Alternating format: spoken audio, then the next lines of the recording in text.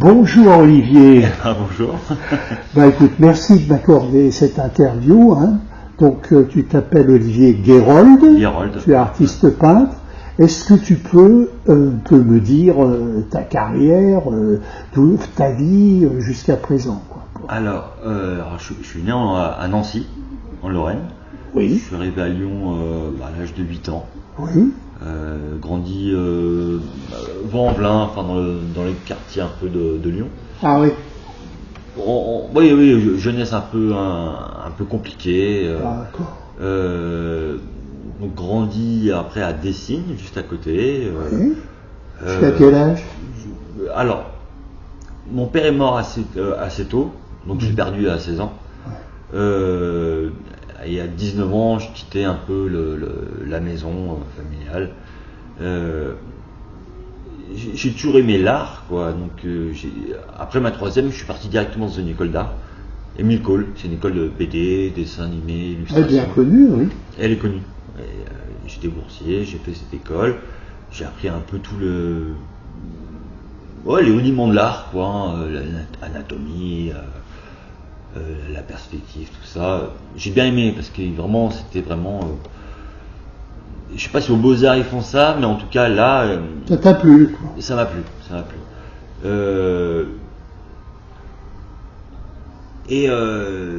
En fait, en sortant de cette école, on m'a plutôt dit que j'étais plutôt peintre. Je sortais un peu du cadre.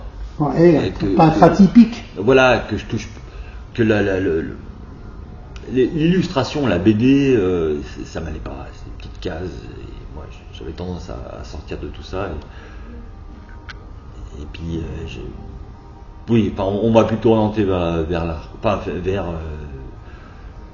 la peinture, vers les grandes toiles.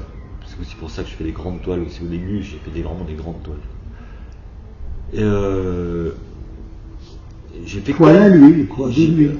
À l'huile, oui, à l'huile.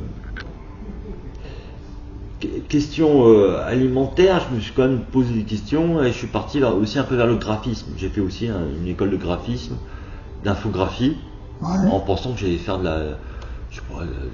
travailler dans la publicité. Non, mais ça n'a pas marché. Et là aussi, on m'a dit non, ton truc c'est plutôt la peinture, quoi. Enfin, voilà. D'accord. Donc, vraiment tout m'a dirigé vers la peinture. Et tu as voulu en faire ton métier. Et voilà. Et donc après j'ai vraiment enfilé les ateliers. J'ai commencé à Perrache dans un atelier qui s'appelle Arcom Studio. Après je suis parti à un art indépendant qui était à Villeurbanne. Enfin j'ai fait beaucoup d'ateliers, quoi.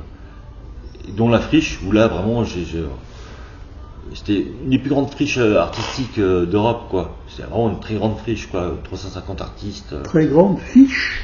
Friche. Une friche. Oui. C'est quoi une friche? Alors, c'est une usine désaffectée qui a été squattée par des artistes. Et qui est où? Alors, celle-là, elle était à La Cassagne. Ah oui. Feuillat La Cassagne, à côté d'Herville, quoi. Ah, ouais. Renault, truck, machin. Et il y avait 3 hectares, enfin c'était énorme, quoi. Et là on était beaucoup d'artistes et là j'étais vraiment dans mon élément, quoi. Enfin on était entre artistes, c'est comme un petit village, quoi. Avec ceux qui font plutôt du spectacle de rue, ceux qui font plutôt de la musique, les peintres, les graffeurs, et tout ça ils vivaient sur 3 hectares, quoi. C'était assez chouette, quoi. Et ensuite donc malheureusement ça a fermé. Au bout de 10 ans ça a fermé. Ça a été racheté par des promos. Enfin, il y avait quoi? Il y avait les Compagnons, Émile Cole aussi, il a racheté un petit bout de terrain pour faire son école. En tout cas ça a été racheté, on nous a gentiment fait partir. C'est devenu Lamartine, un autre atelier à côté. Et tu as travaillé où alors, hein? Et alors, moi, en parallèle, je travaillais dans le bâtiment. D'accord. Je faisais de la résine de sol. Ah, d'accord. Donc, pour gagner ta vie. Voilà, c'est très compliqué en tant qu'artiste de vivre. Donc, à côté, je travaille dans le bâtiment, quoi. avec avec mon ami, enfin ma femme, quoi, on a un peu craqué et on est parti faire le tour d'Europe en camping-car. Ah ouais. En revenant, on s'est dit où on va habiter, quoi. Et l'Ardèche, c'est là où on aimait bien, parce qu'on partait souvent en Ardèche les vacances, quoi. Et donc l'Ardèche, ça sonnait bien. On est parti en Ardèche, quoi, à Ajoux, quoi. Et avec ma fille qui avait à ce moment-là 8 ans, par là, quoi. Elle a beaucoup aimé l'Ardèche. Ouais. Elle travaillait dans le social, donc elle a été assez demandée, quoi. Elle travaillait dans un BIJ.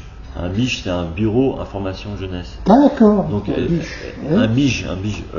Et donc en fait, elle était dans son camping-car et puis elle partait dans toute l'Ardèche pour informer la jeunesse sur la sexualité, sur les formations, sur les drogues et tout ça, quoi. Enfin, donc elle avait une vie vraiment pleine, quoi. Elle a été adjointe du maire du village où on était, et à côté, moi j'avais mon atelier. D'accord. Et moi dans mon atelier, je prenais mon chevalet, mon aquarelle, et je peignais un peu tous les villages du coin. Donc c'est parti. Et ça a duré 5 ans. Ouais. Mais moi au bout d'un moment, je suis devenu un peu claustro. Enfin c'est bizarre, mais non, c'est la nature, le vide. Moi qui ai l'habitude de voir beaucoup de monde, là je me retrouve en Ardèche où il n'y a pas grand monde, en fait, quoi. Ah oui. Et l'hiver, c'est... Donc tu es venu à Lyon. On s'est séparés, au bout de 5 ans on s'est séparés, et là ça fait 1 an et demi que je suis revenu à Lyon. Parle-nous de ton art et de ce que tu fais aujourd'hui. Donc, alors, je pense que mon art, quelque part, doit commencer avec la femme, quoi. J'ai toujours peint la femme, ça a toujours été un truc, un sujet que les courbes, la beauté, je pense. Bien sûr. Beauté, oui, ça a toujours été un truc qui m'a plu, et j'ai commencé par peindre la femme. C'est peut-être la vie, je sais pas. Oui, je pense que Et alors la femme, comment tu la peins? Quel est le message que tu veux faire passer? Je pense que j'ai l'impression qu'on est la liberté. En fait, le fantasme, le désir, c'est encore une des choses libres qu'on a, en fait, non? Enfin, bien sûr. C'est une chose qu'on peut pas nous enlever, quoi. Le reste peut être, mais l'amour, le désir, c'est encore quelque chose de gratuit. Enfin,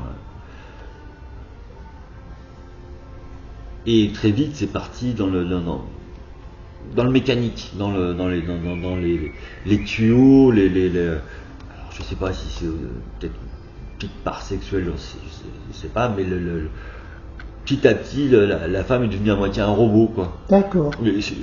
Et tu as voulu montrer la robotisation de notre société et des hommes qui se transforment en des humains. Parce que tu parles de la femme, mais bien entendu, l'homme c'est pareil. Oui. Sauf que, je trouvais que, bon, déjà, je préfère parler de la femme. Oui. Et elle représente aussi un peu la vie, quoi. Ouais. Et après, oui, je commençais à y installer des puces, des tuyaux, des câbles, je commençais à la robotiser, quoi. D'accord. À l'image, à l'image de notre société, quoi. D'accord. Et donc, tu as envie de continuer de montrer en quoi la société nous robotise. Voilà, oui.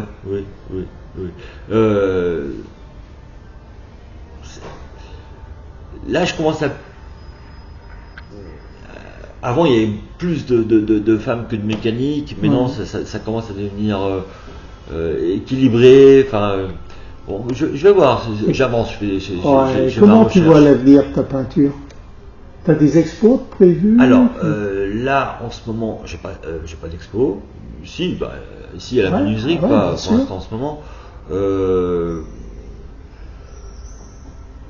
Maintenant, je commence à essayer de voir les choses peut-être plus vendables. C'est-à-dire que je fais des grandes toiles, c'est compliqué de vendre des peintures à 3000 euros. Enfin, bien sûr. Donc, j'essaie de voir en plus petit, en faire oui, en sérigraphie. Oui. Et puis, je me diversifie. Je fais des t-shirts, des dessins en sérigraphie. Est-ce que tu as des dates à donner en terminant cet exposé, ces échanges que nous avons? Il y a des dates d'exposition, de rencontres? Alors, là, en ce moment, non. Là, c'est juste, en ce moment, le festival BD. Oui. Mais ce sera la rentrée, quoi. Septembre? Oui, en septembre. Il y a déjà quelque chose à dire? Non. Pas les dates. Je peux pas, pour l'instant, j'ai pas de date. Tu as un compte Facebook, les gens peuvent aller sur Facebook où tu mettras les dates quand tu les auras. Voilà. Bah écoute, je vais te remercier beaucoup, hein, et puis à très bientôt alors, hein. Au revoir. Au revoir. Oui, alors.